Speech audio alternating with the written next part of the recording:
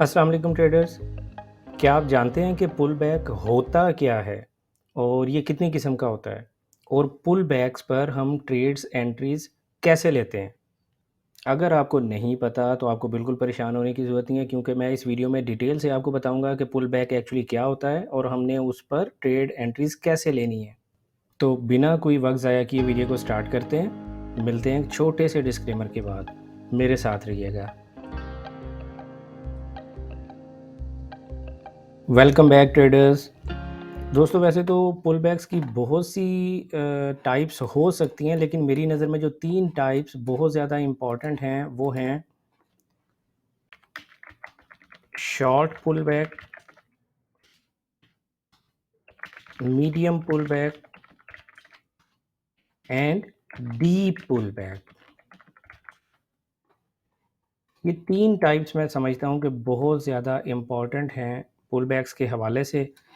तो हम इनको बारी-बारी डिस्कस करते हैं। पहले मैं आपको पुल बैक की डेफ़िनेशन बता दूँ कि पुल बैक एक्चुअली होता क्या है। देखिए, प्राइस जब किसी एक डायरेक्शन में जा रही होती है, एक इम्पल्सिव मूव देने के बाद, जब प्राइस एक एग्ज़ॉशन फ़ेज़ में एंटर होती है, ये एग्ज़ॉशन फ़ेज़ क्यों शुरू होता है कि देखें, यहाँ पर किसी ने बाय किया होगा, यहाँ पर किसी ने बाय किया होगा, यहाँ पर बाय किया होगा। उसने कहीं न कहीं, किसी न किसी पॉइंट पे जाके अपना प्रॉफ़िट तो लेना है ना। तो यहाँ पर हो सकता है कोई ना कोई रेजिस्टेंस लेवल हो, उसने वहाँ पर अपना प्रॉफ़िट बुक किया।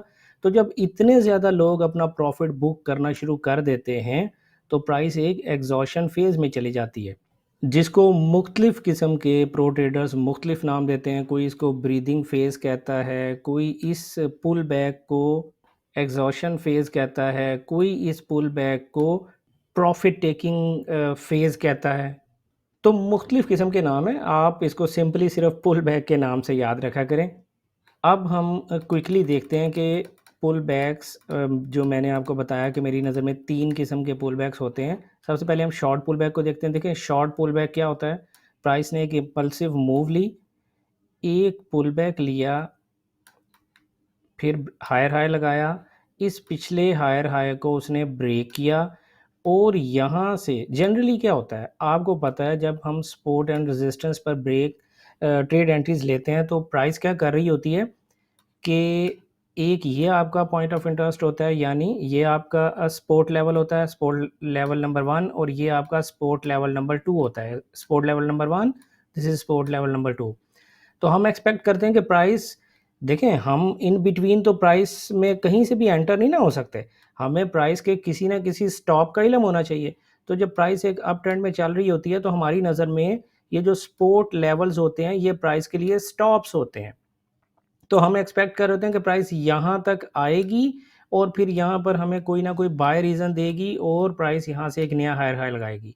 लेकिन जनरली शॉर्ट पुल बैक में क्या होता है, अगर अगर ट्रेंड जो है वो बहुत ज़्यादा जूसी हो, उसमें बहुत ज़्यादा पावर हो, तो क्या होता है कि प्राइस आपके इस सपोर्ट लेवल तक जनरली नहीं आती और यहीं पर कहीं आपको 2-3 पुल बैक कैंडल्स देके, यानी 2-3 रेड कैंडल्स देगी, या थोड़ी-सी साइडवेज़ मूव में जाने के बाद इवेंचुअली मार्केट जो है वो एक नया हायर हाई लगा देती है। यहाँ पर शॉर्ट पुलबैक की सूरत में जनरली क्या होता है कि प्राइस यहाँ पर बहुत ज़्यादा स्टे नहीं करती because of the power of this trend. ठीक है? तो प्राइस यहाँ पर 2, 3, 4, 5 कैंडल्स के अंदर-अंदर जो ज़्यादा नीचे तक नहीं आएगा। अगर यहाँ 4, 5, 6 कैंडल्स बन गई हैं, तो प्राइस थोड़ा-सा साइडवेज़ में चली जाएगी, थोड़ा-सा ऐसे नीचे की तरफ आना शुरू हो जाएगी। लेकिन और कैंडल्स छोटी-छोटी होंगी। कैंडल्स, ये शॉर्ट पुल बैक की सूरत में ये कैंडल साइज़ेज़ ज़्यादा बड़े-बड़े नहीं होते जनरली। नॉर्मली आप क्या देखेंगे कि प्राइस यहाँ से 1, 2 या 3 कैंडल्स बनाने के बाद एक नया हायर हाई लगा देगी। इस सूरत हाल में शॉर्ट पुल बैक की सूरत में आपने ट्रेड एंट्रीज़ कैसे लेनी है, हम अभी आगे जाके अपने स्टॉप्स एंड लॉस एरियाज़ और टेक प्रॉफिट एरियाज़ और एंट्री किस पोजीशन पर कैसे लेनी है, किन रूल्स को आपने फॉलो करना है, हम थोड़ी देर में अभी इसको पढ़ते हैं। तो ये हमारा था ट्रेडर्स शॉर्ट पुल बैक मेरी नज़र में। तो अब हम देखते हैं कि मीडियम पुल बैक क्या होता है। देखें, मीडियम पुल बैक अभी हम फिर एक एग्जांपल लेते हैं अप ट्रेंड की सूरत में। मीडियम पुल बैक, अगर हम एक स्ट्रक्चर ट्रेडिंग कर रहे हैं, सपोर्ट या रेजिस्टेंस ट्रेडिंग कर रहे हैं, तो ये पुल बैक्स आपके लिए इंपॉर्टेंट होते हैं। अदरवाइज अगर आप सप्लाई एंड डिमांड ट्रेडिंग कर रहे हैं या आप ऑर्डर ब्लॉक ट्रेडिंग कर रहे हैं, तो उनके तो अपने रूल्स होते हैं ना। ये हम सपोर्ट या रेजिस्टेंस लेवल्स के हिसाब से पुल बैक्स को देखते हैं हमेशा।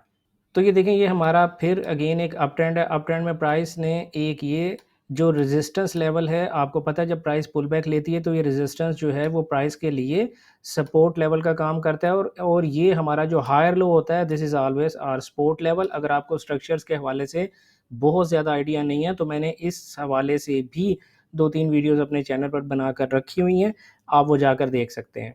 तो मीडियम पुल बैक जो होता है, वो अगर आप फिबोनाची लेवल लगाएँ तो जनरली, वैसे तो मैं आपको आसान से लफ्ज़ों में बताता हूँ कि मीडियम पुल बैक को मैं एक्सपेक्ट करता हूँ कि वो एट लीस्ट हमारे इस रेजिस्टेंस लेवल तक ज़रूर नीचे आए, और इस लेवल पे जब ये लेवल तक वो आएगी तो वो इसके लिए सपोर्ट का काम करे और हमें यहाँ पर कोई ना कोई बाय रीज़न प्रोवाइड करे।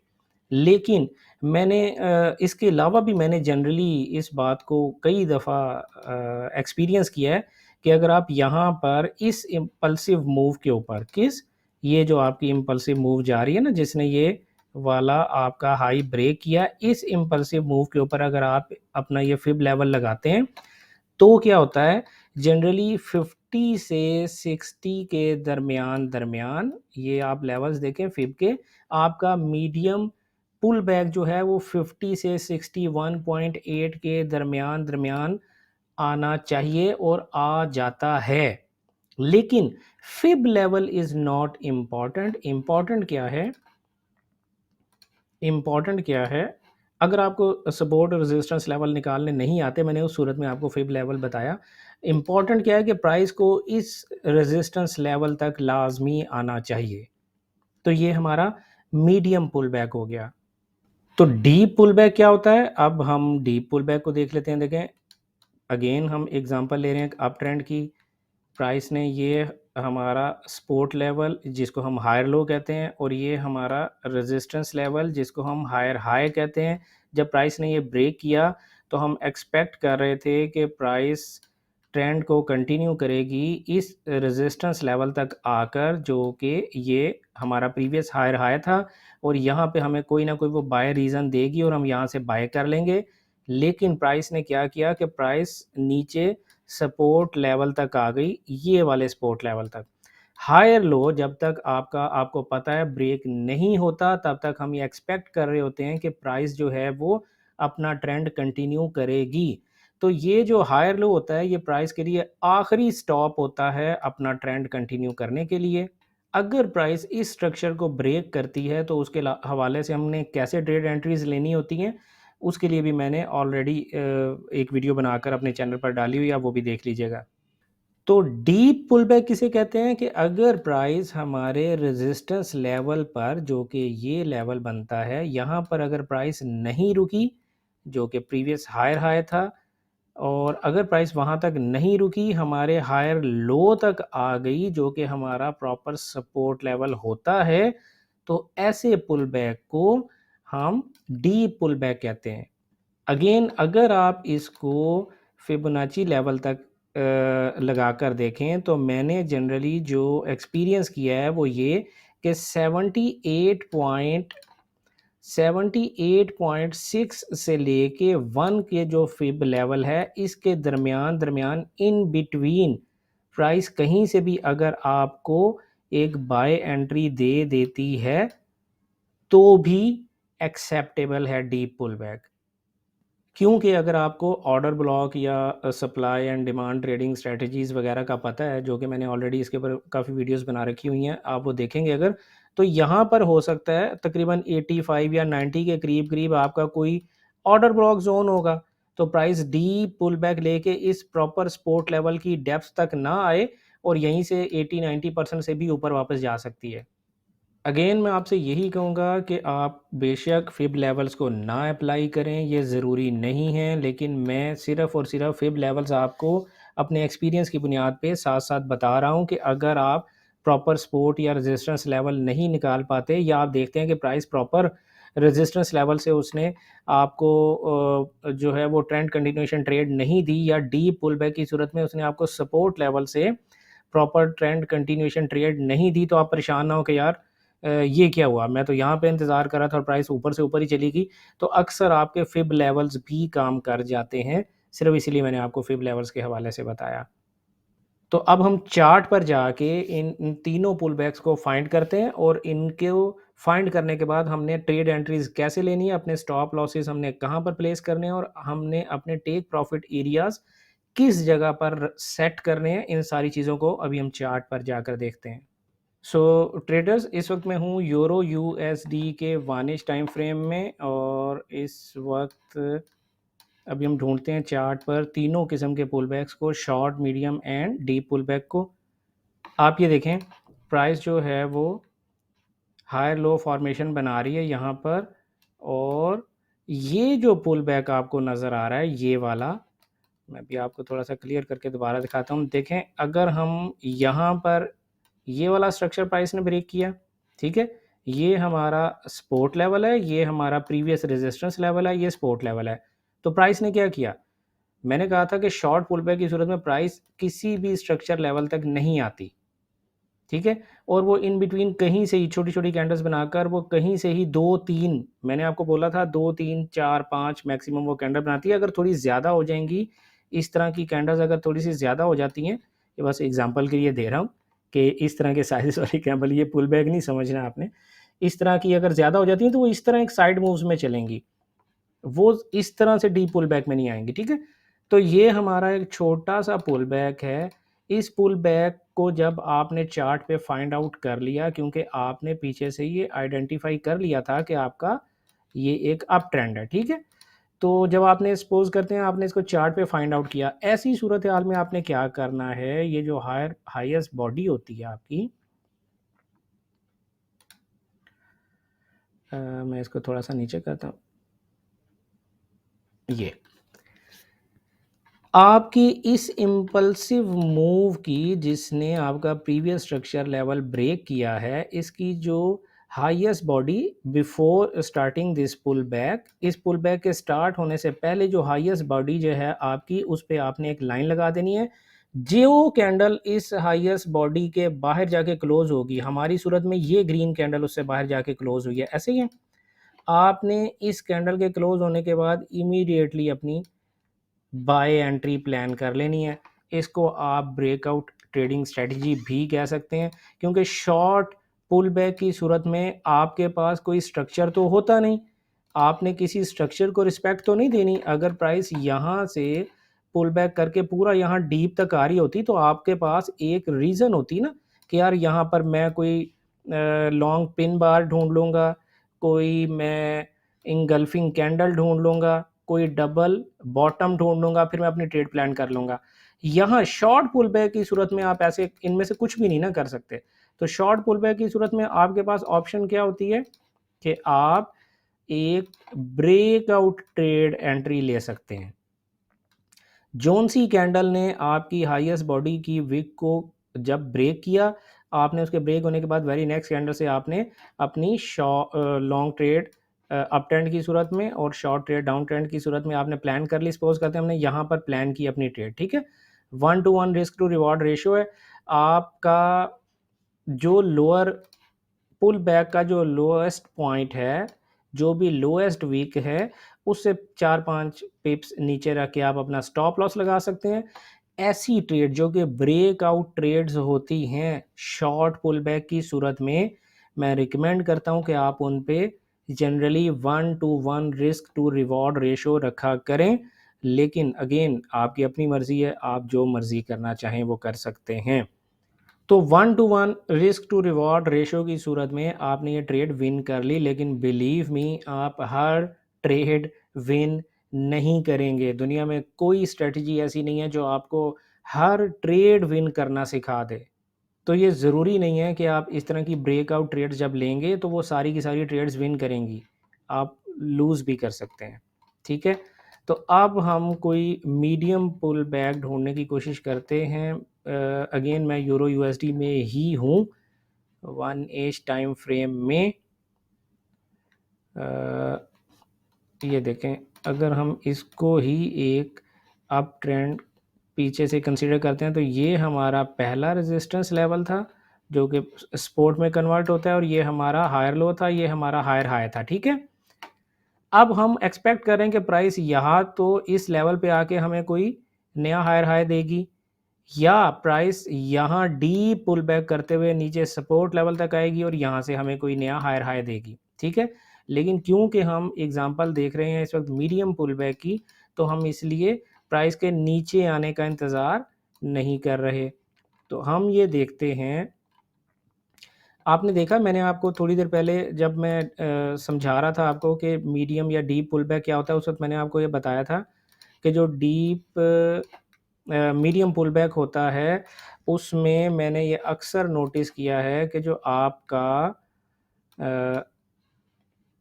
फिब लेवल है ये बड़ा काम करता है। ठीक है, अब ये देखें, अगर आप सिर्फ और सिर्फ इस स्ट्रक्चर लेवल की बात करें तो प्राइस ने तो इस स्ट्रक्चर लेवल को ब्रेक करके थोड़ा सा पेनिट्रेट कर गई है नीचे की तरफ।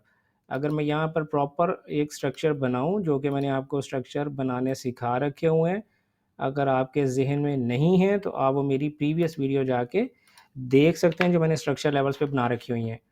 अब आप ये देखें, ये पता नहीं आपको ये लाइन के कलर्स नज़र आ रहे हैं कि नहीं, मैं इसके कलर ब्लैक करता हूँ ताकि आपको लाइंस थोड़ी सी डार्क करता हूँ, आपको प्रॉपर नज़र आए।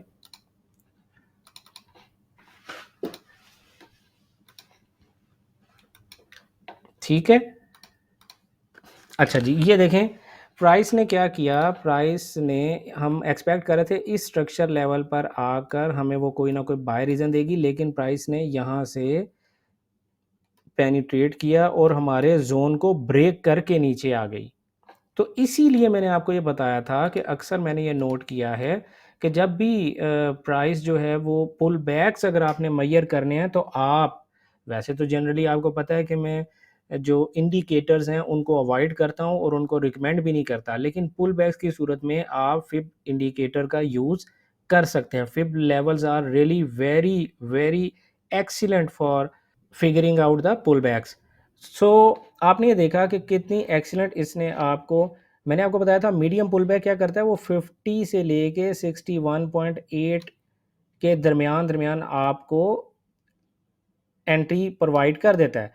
यहाँ पर ये वाला जो लेवल है ये 50% का लेवल है फिब का, और आप देखें कि यहाँ पर उसने आपको एक एक्सीलेंट किस्म की बाय रीज़न दी है। यहाँ से उसने आपको बॉटम से वीक रिजेक्शन दी और उसके बाद एक बुलिश इंगल्फिंग कैंडल, ये ग्रीन कैंडल की सूरत में। ऐसी सूरत में आपने क्या करना है, आपके पास दो ऑप्शंस हैं।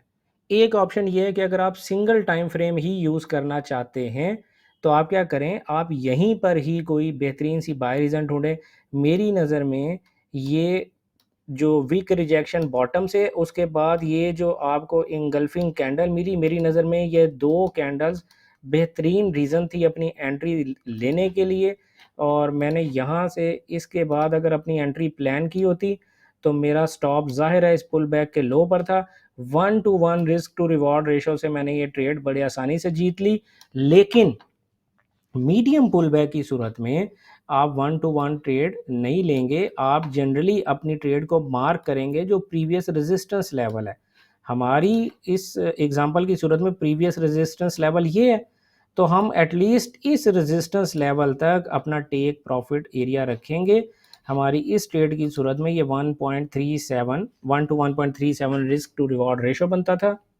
दूसरी ऑप्शन आपकी जो medium pull back trading strategy की सूरत में क्या हो सकती है कि आप 15 मिनट के टाइम फ्रेम में चले जाएं, 5 मिनट के टाइम फ्रेम में चले जाएं और वहां पर अर्ली इंडिकेशंस ढूंढें कि ये पुल बैक अब ख़त्म होने वाला है। वहां पर आपको कोई बेहतरीन सी अगर बाय रीज़न अर्ली मिल गई है, यही इसी तरह की बेशक दो कैंडल्स मिल गई हैं या कोई डबल बॉटम मिल गया या कुछ मिल गया है, तो आप थोड़ी अर्ली ट्रेड ले सकते हैं। उस सूरत में आपका स्टॉप भी थोड़ा छोटा होगा और टेक प्रॉफिट भी आपका थोड़ा बड़ा होगा। वही सूरत में टेक प्रॉफिट बड़ा होगा क्योंकि आपका स्टॉप छोटा होगा ना। तो ये थी हमारी एग्जांपल मीडियम पुल बैक के हवाले से हमने ये देखा कि शॉर्ट और मीडियम पुल बैक्स में हम किस तरह से ट्रेड एंट्रीज लेते हैं और उनको कैसे फाइंड आउट करना है चार्ट के ऊपर। अब हम ढूंढते हैं कोई डीप पुल बैक की एग्जांपल। चार्ट को मैं थोड़ा सा क्लियर कर लूं। डीप पुल बैक की एग्जांपल ये देखें, ये हमारे सामने एक अच्छी एग्जांपल है डीप पुल बैक की। ये देखें, पीछे से आपका ये डाउन ट्रेंड चला आ रहा है और प्राइस ने ये एक मूव बनाई। हमारा इस मूव की सूरत में ये हमारा स्विंग जो लो था, जिसको लोअर स्विंग हाई जो था, जिसको हम लोअर हाई कहते हैं, या ये जो हमारा सपोर्ट लेवल था जिसको हम स्विंग लो या लोअर लो कहते हैं, ये दो लेवल्स हमारे इस सूरत में जब ये प्राइस ने डाउन ट्रेंड में ब्रेक किया तो ये दो लेवल से, पहला लेवल ये यहाँ से हम ट्रेंड कंटिन्यूएशन एक्सपेक्ट कर सकते हैं, और डीप पुल बैक की सूरत में प्राइस जो है वो डीप ऊपर तक जाएगी इस स्विंग लेवल तक। तो आपने देखा कि प्राइस ने ऐसा ही किया। अगर मैं यहाँ पर एक प्रॉपर किस्म की, यहाँ पर अगर मैं प्रॉपर जो है वो लगाता हूँ अपना, ये देखें, ये हमने स्ट्रक्चर अपना बना लिया। इस स्ट्रक्चर बनाने की सूरत में मैंने आपको क्या कहा था कि प्राइस जो है ये ज़रूरी नहीं है, हम एक्सपेक्ट ये कर रहे होते हैं कि प्राइस इस स्ट्रक्चर लेवल तक आएगी, ठीक है, लेकिन ये ज़रूरी नहीं भी होता। किस सूरत में ज़रूरी नहीं होता? अगर आपको निकालने आते हैं ऑर्डर ब्लॉक्स वगैरह या सप्लाई एरियाज़, तो आपको आइडिया होता कि देखें प्राइस ने इस ग्रीन ऑर्डर ब्लॉक को रिस्पेक्ट देते हुए हमें एक नया लोअर लो दे दिया, या डाउनवर्ड डायरेक्शन में हमें एक ट्रेड प्रोवाइड कर दी। लेकिन क्योंकि हम आज ऑर्डर ब्लॉक्स को या सप्लाई एरियाज़ को नहीं देख रहे हैं, तो इसलिए मैंने आपको ये कहा था कि ऐसी सूरत हाल में आप क्या कर सकते हैं कि आप यहाँ से अपने फिब लेवल्स निकालें, ठीक है। मैंने कहा था आपसे ये हमारा फिब लेवल किस मूव के लिए है, ये हमारा फिब लेवल इस मूव के लिए, इस इम्पल्सिव मूव के लिए, ठीक है। तो आप देखें कि इस इम्पल्सिव मूव का ये 78.6 लेवल है, ये वाला। मैंने कहा था 78.6 से लेके ये हमारा 1 वाला लेवल है, ठीक है। यहाँ से यहाँ तक प्राइस कहीं पर भी अगर आपको कोई सेलिंग रीज़न प्रोवाइड करती है तो ये एक वैलिड डीप पुल बैक होगा। अगेन आपके पास दो ऑप्शंस हैं। आप क्या कर सकते हैं कि आप अगर सिंगल टाइम फ्रेम यूज़ कर रहे हैं तो सिंगल टाइम फ्रेम में आप यहाँ पर कोई वीक रिजेक्शन ढूंढें। जब आप यहाँ पर कोई वीक रिजेक्शन ढूंढेंगे, बिलीव मी कि ये इससे अच्छा इंडिकेटर कोई नहीं होता। आपको अपने स्ट्रक्चर लेवल पे ये देखें, यहाँ पर वीक रिजेक्शंस, आपको अपने स्ट्रक्चर लेवल पर जब भी वीक रिजेक्शन मिलती है ना, इससे बड़ी इंडिकेशन आपकी ट्रेड एंट्री के लिए कोई नहीं होती है। आपने वीक रिजेक्शन ढूंढी, उसके बाद एक सेल कैंडल ढूंढी जो कि ये कैंडल थी। इस कैंडल के ख़त्म होने पर आप अपनी ट्रेड एंट्री प्लान करें, 1 to 1 risk to reward ratio रखें। लेकिन हमारी इस ट्रेड की सूरत में अगर हम इस तरह से 1 to 1 risk to reward ratio रखते और हम इसके ऊपर लेकर जाते अपना टेक प्रॉफिट, तो आप ये देखें कि प्राइस ने हमें 1 to 1 ट्रेड एंट्री प्रोवाइड नहीं की। क्यों? क्योंकि ये जो रेड कैंडल है ना यार, ये रेड कैंडल बहुत बड़ी कैंडल है, ये वाली। इतना बड़ा गैप हमने छोड़ दिया जिसकी वजह से हम अपनी 1 to 1 ट्रेड प्लान नहीं कर सके। दूसरी सूरत आपके पास क्या होती है कि जब प्राइस 78.6 लेवल को क्रॉस करना शुरू कर दे तो आप इमीडिएटली 15 मिनट या 5 मिनट में चले जाएं और वहां पर आप अपनी ट्रेड एंट्री को प्लान करें। मैं थोड़ा सा ये मैस क्लियर कर दूं, फिर हम 15 मिनट में जाकर देखते हैं कि हम 15 मिनट में ट्रेड एंट्री अपनी कैसे ले सकते थे। बस 2 मिनट मुझे दीजिएगा। आप 15 मिनट में भी ले सकते हैं, 5 मिनट में भी ट्रेड एंट्री ले सकते हैं, जो आपको बेहतर लगता है वो वहाँ पर आप ट्रेड एंट्री ले सकते हैं। तो 15 मिनट में अभी हम जाकर देखते हैं कि हमारे पास क्या प्राइस ने हमें कोई अर्ली इंडिकेशन दी जिससे कि हम अपना स्टॉप लॉस थोड़ा कम करके और अपनी प्रॉफिट रेशो को बढ़ा सकते थे। ये देखें, वही 78.6 लेवल, ठीक है, ये वाला हमारा लेवल है। प्राइस ने रिजेक्शन दी टॉप से और ये एक सेल एंट्री दी, यानी सेल कैंडल बना दी, बेरिश इंगल्फिंग कैंडल। आप देख रहे हैं कितनी ज़बरदस्त सेलिंग रीज़न थी ये आपके लिए। आपने क्या किया, यहाँ से अपनी सेल एंट्री यहाँ से प्लान कर ली और स्टॉप लॉस इससे ऊपर आपको बड़े आराम से देखें 1:1, बल्कि 1:2 रिस्क टू रिवॉर्ड रेशो के साथ आपको ये ट्रेड मिल गई। तो मल्टी टाइम फ्रेम यूज़ करके आप हमेशा से ये एज ले सकते हैं कि आप अर्ली एंट्रीज को फाइंड आउट कर सकते हैं। तो दोस्तों ये थी हमारी पुल बैक्स क्या होता है और पुल बैक्स कितनी किस्म के होते हैं, और पुल बैक्स अगर आप चार्ट पे फाइंड आउट कर लेते हैं तो आप उनके मुताबिक ट्रेड एंट्रीज अपनी कैसे प्लान करते हैं। अगर आपको वीडियो अच्छी लगी है और अच्छे से समझ आई है तो इसे लाइक भी कीजिएगा और मेरे चैनल को सब्सक्राइब भी कीजिएगा। मिलते हैं नई वीडियो में किसी नए कंटेंट, किसी नए कॉन्सेप्ट के साथ। तब तक अपना ख्याल रखिएगा। Good luck, happy trading.